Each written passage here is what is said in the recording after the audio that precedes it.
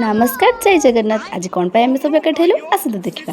आज थी आम कौन प्राक्टिकल डे। आ सकाल सकाल उठी समस्ते बिजी थे पाठ पढ़वे। हेले आम पिलाटी कौन करते ना राशिफल देता छाड़ू जेहेतु प्राक्टिकल अच्छी मत सब किसी माने बाहर करके रेडी होगा पड़ूला। आईठी मु कौन होता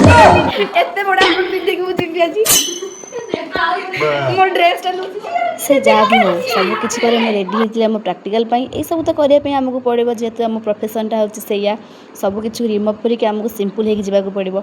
से छाड़ू सब किसी रेडी आसला आम दुई जन बाहर थिलु माने क्लास हॉल को देखला बेलू आमर पिला सब आस सारी आम आमर हली हली जाइलु क्लासरूम को। हेस मुझे भूली गली मोर बैच मारे दीपी कौन कर मोर बैच मार्ला मुझे